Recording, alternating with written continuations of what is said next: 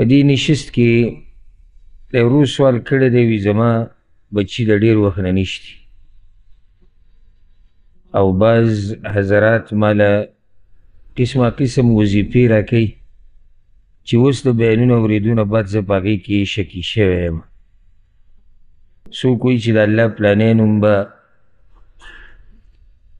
دومره زره پیرې وی، څوک وایي 1,00,000 پیرې به وی او د دې سره به دومره نفلونه کې. سوال دا دی چې دا قسمه وظیفې د قرآن او د حدیث په رڼا کې دا صحیح دی او که نه؟ الجواب وبالله التوفیق. اول دا خبره یاده کړئ چې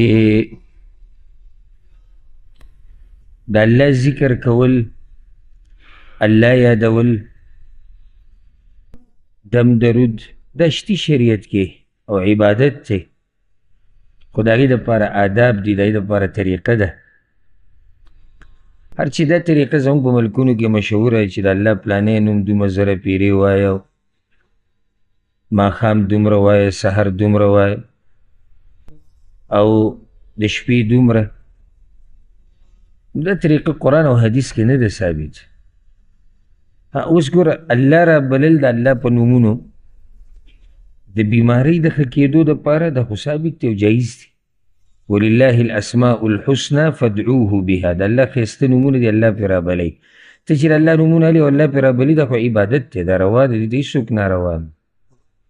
او حدیث کې دي صحیح بخاري کې چې کله به رسول الله وسلم په چا باندې دم اچو نو دا به وي اذهب البأس رب الناس اشفي انت الشافي لا شفاء الا شفاؤک. نو دې کې وایي انت الشافي، ته شفا ورکوونکی ذات یې، نوم د الله به دا واغست. دا جایز دی او دغه طریقه ده.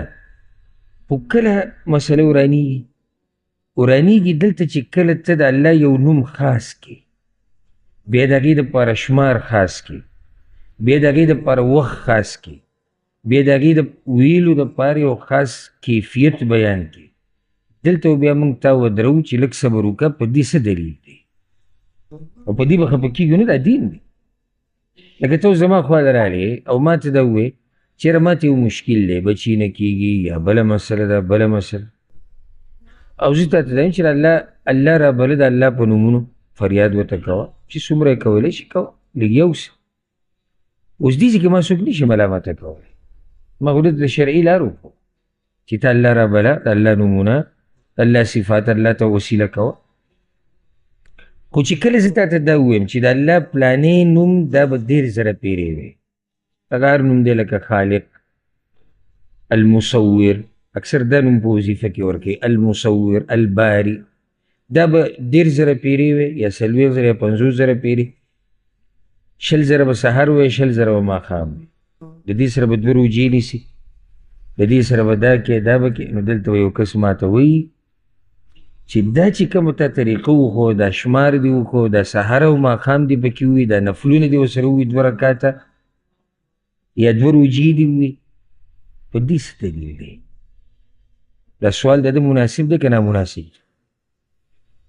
نه دی مناسب که نه؟ مناسب دی، ځکه چې عام عبادت دی. الله ته فریاد کوه، عام تا ته څوک دلیل نه غواړي، هره مسله کې به الله ته فریاد کوي.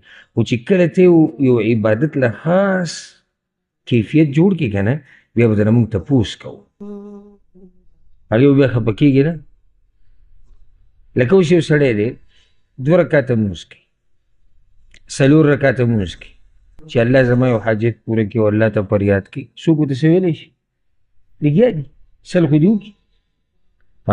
بل طرف ته یو سړی دی، هغه وایي 6 رکاته به کې، په اولني رکات کې به پلانې صورت 15 پیرې وي، په دویم کې به پلانې صورت 20 پیرې. دلته به اوس موږ تپوس کوو که نه؟ تپوس به څه کوو؟ دا طریقه کوم ځای کې ده؟ یاره وایي دا طریقه خو پلاني روایت کې راغلی ده او سند یې صحیح دی، موږ یې سره موږ بیا عمل کوو. خو که څه یې ونه ښوو بیا به دا بدعت. دا قسمه وظیفې چې زموږ په دې ملکونو کې ورکړی کېږي، دا اکثر ویم دا بې دلیله دا بې سنده. چې د الله پلانې نوم دومره زره پیرې وایو، د الله پلانې نوم په دې طریقې سره وایو. دا خلک دې سره عادت کړي دي، دا هلته یو لوی تجارت دی، لوی تجارت دی، خفه کېږو به نه.